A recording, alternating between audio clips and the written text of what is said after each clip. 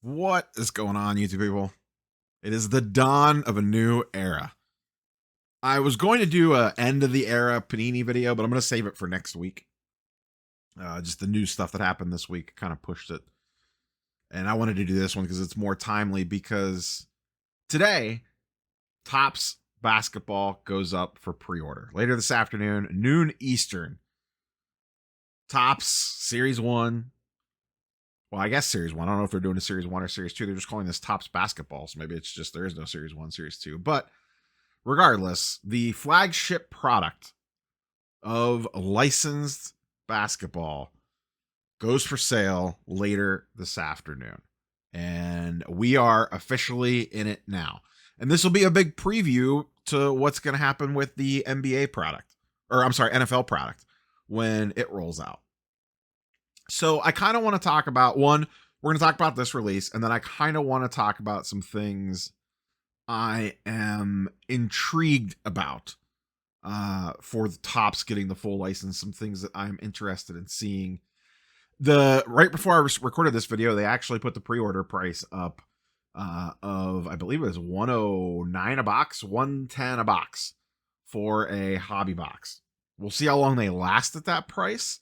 It is Series 1 or Topps flagship, so it's not like it's lightly printed. That being said, I wouldn't be shocked if they sold out on the main page fairly quickly. And then we'll see what the secondary market goes for it. That's for a hobby box. We don't really have a lot of details on the configurations yet. I assume there's going to be jumbos as well. I don't know if it's like one auto per hobby, no guaranteed auto, probably no guaranteed auto. You probably need to get a jumbo for the guaranteed auto. No idea what the price point on that's going to be yet. A lot of things we still don't know. People seemed excited about the 109 price point for just the base hobby box, but do keep in mind this is Topps paper. This is not like the Prism equivalent. This isn't Topps Chrome. And also keep in mind that the secondary market is going to wreak havoc with this stuff, specifically the Chrome products. Maybe not as much with the paper products. They did give us some preview images. I'm actually going to flip over to IG here because they're easier to see over on Instagram than their website. Same design as Baseball Series 1. It does seem like whatever design they're going to use for baseball is going to carry over for the other products. So we could probably expect to see that going forward. So the design release on Topps each year will be a bigger deal now because it's going to apply to all the sports most likely. These are going to be super popular. These are their Kings of the Court. I think they're called Kings of the Court in basketball. They're all kings in baseball, but this is probably going to be one of the SP chases in the product. Nice design on this card. I will say, and I'm not the only one to say this, I do not like this rookie logo at all. I don't know what it is that triggers me about this, but this just does not... Something about it does not look right to me. I don't know if it's that it's a basketball hoop. I don't know if it's the font on the RC. Just something about it does not sit right with me, and I am not a fan of it at all.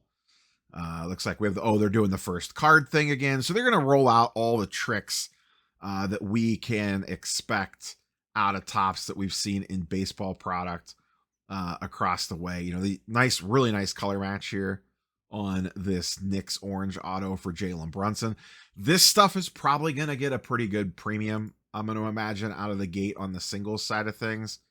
The flagship release is fine. There's going to be some cool stuff in here. There is one particular thing that I am interested in from the collector side of thing, because yeah, sure, it's Topps is getting the license now, you know, the monopoly nonsense, the gambling, the breaking, all that. But just from what singles do you want to buy? We're kind of in a whole new era now for basketball collectors and soon to be football collectors as well. Even if you don't care about breaking or ripping the product or, you know, any of that sort of nonsense, if you're just a singles person, we are going to get some interesting singles to chase with Topps getting the license. In this product specifically, the thing I personally am interested in the most, like for the Cavs, specifically for me, is the golden mirrors. You know, they are doing, the checklist is live. You could go look at it. They are doing golden mirror image variations for all the players, just like normal. So that's exciting to see. All the main cabs are on there for me. A lot of the players made it on there across the league. So that's going to be a pretty big chase, I think, for a lot of people, are those gold mirror inserts. First Cooper Flag, licensed rookies. This will be a big deal as he is the next hyped thing. If he's going to be good or not, I have no idea. Everyone says he's going to be, but we all know what that means. First licensed Wemby autos. I assume, I don't know for sure, they haven't shown anything. I'm guessing there might be LeBron autos in here. I don't know that off the top of my head. So from a flagship product perspective, I am a little interested in the gold mirrors. Be curious to see what those look like. How hard are they to hit? How short printed are they really? And then let's move beyond just Topps flagship and just kind of talk from a more macro perspective here. I'm a degen for Topps now.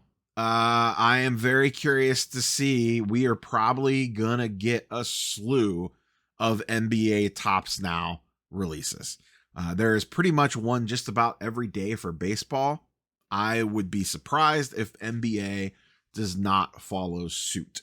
Some of them will probably be pretty lame. Some of them are probably going to be pretty cool, especially if you just collect that particular player or team.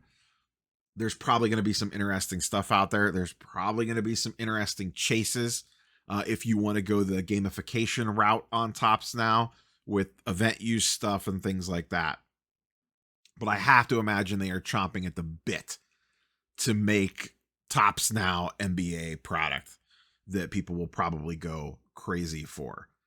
From a release standpoint, I won't rip it. It's way too expensive. And to be quite honest, singles are probably going to be ridiculously expensive out of the gate because unlike baseball, there is not a history to kind of water things down. And I'm talking about Dynasty. If you've watched the channel for a while, you know I am a massive fan of MLB Dynasty. I'm assuming that's going to be a thing for NBA as well. That's probably going to be one of their flagship high-end products. It's going to be super expensive. Even the vet non-rookies are probably going to be super expensive because they're nice game-worn patches. Like even in the baseball side of things, like a Jose Ramirez is $300 or $400 for a on-card auto game-used patch. And there's been years and years and years of him having cards in Topps Dynasty. And they're pretty limited. You only usually get about maybe 15 to 20 cards. They've kind of expanded it more in recent years per player. But that's going to sell extremely well. Like a LeBron Dynasty Lakers game-used jersey auto card, when we haven't had anything like that, specifically for LeBron in a long time, is probably going to go crazy. And they could also... once he retires, they could start making stuff with him in Heat jerseys and Cavs jerseys. And maybe they don't have to wait for him to retire. I don't know how that works.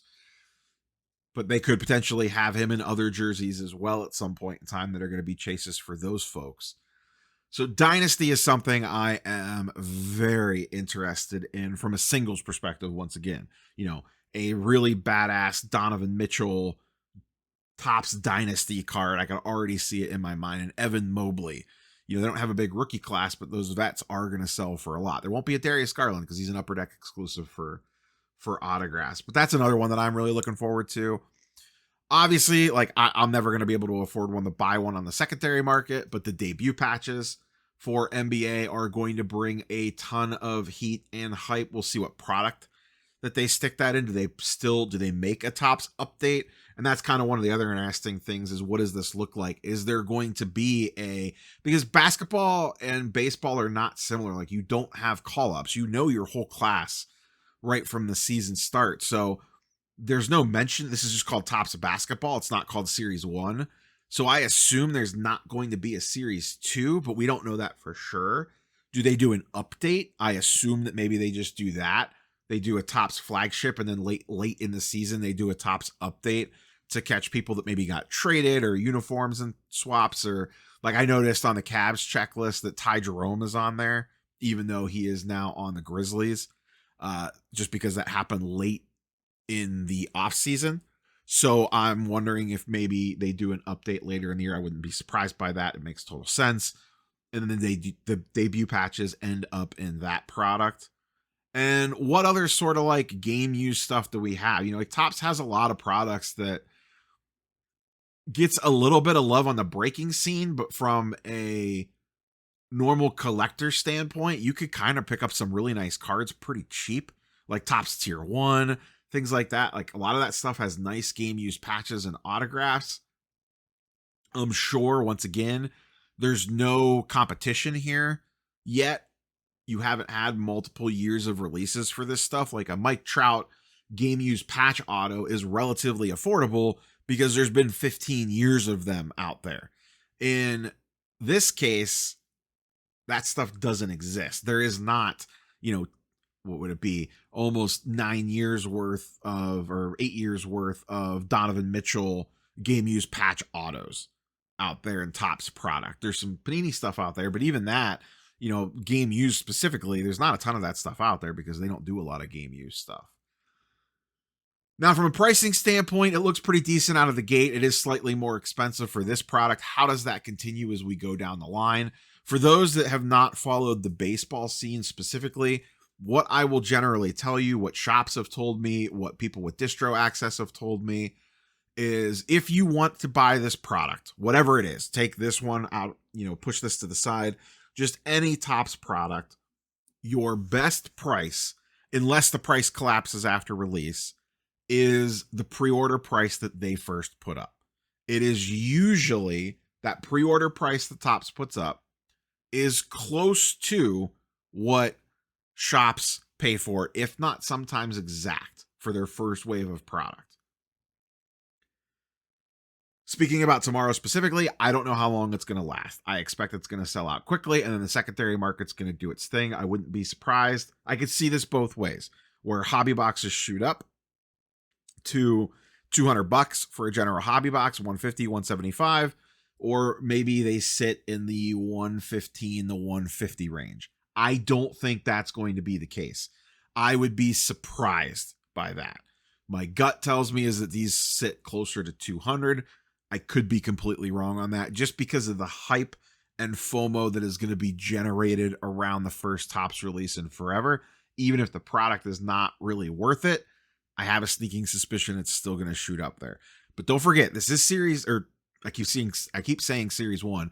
This is Topps flagship. There is going to be retail SKUs to this. There is going to be hanger boxes and blasters and this thing and that thing. There's probably going to be a decent chunk of this stuff printed. So sit tight and kind of let things play out. That being said, I will be going pretty hard for this tomorrow, at least to get a couple of boxes to open up. I would prefer jumbos. We've not seen anything about jumbos. I'm guessing those are going to be up as well, but I do not know that for sure. And there's going to be some negative to Topps. They are the sole game in town now. You know, Panini has had it that way for a while. We saw how that played out. Topps is king of the castle now. The advantages that they have is that they have league buy-in. So I think that is going to help from like a redemption standpoint, from a game use standpoint, from getting other types of relics and other game event specific things for cards. We see that in baseball all the time, especially on the Topps Now side of things.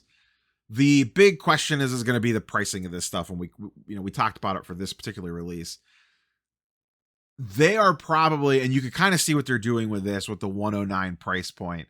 Like they're getting cheered on social because of the price point of it, because people are used to Panini prices when it comes to this stuff. Let's not forget the secondary market's going to do its thing, and God knows where it goes from here. And the way that Topps works is, I mentioned earlier that the pre-order price is typically the best price to get in at.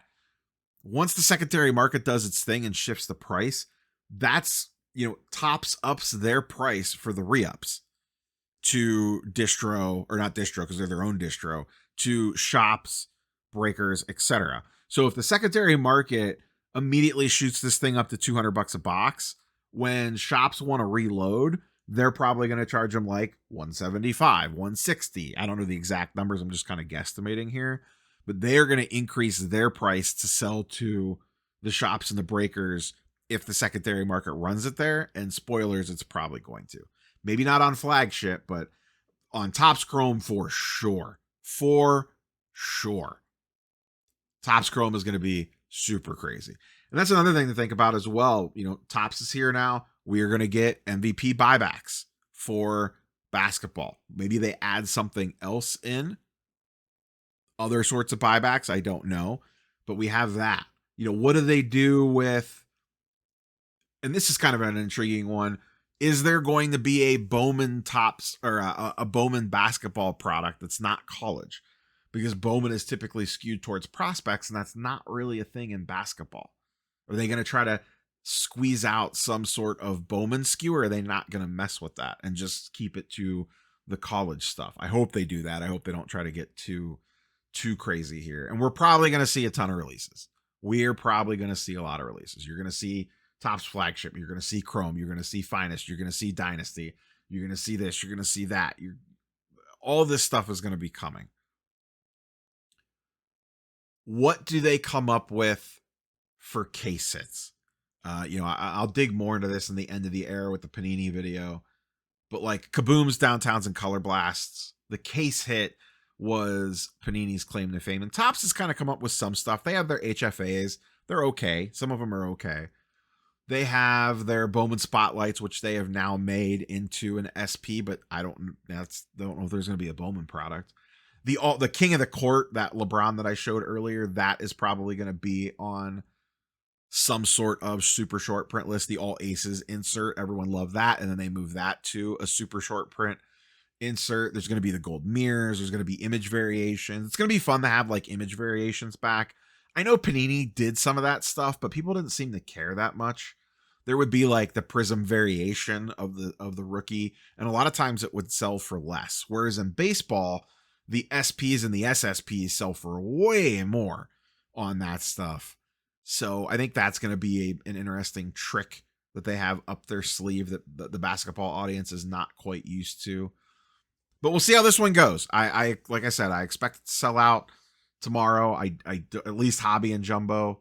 Maybe retail hangs around. I assume retail's going up tomorrow once again. At time of recording, there's still a lot of stuff that we don't know on this. But curious for your thoughts and comments. I should have led with this. What are you hopeful to see from Topps, and what are you scared about? What worries you? Because we kind of have their playbook from baseball, so we know how this is kind of going to go. That's all I got. Catch you boys and girls Sunday for the weekly sports card market update. Catch you on the next one. Peace.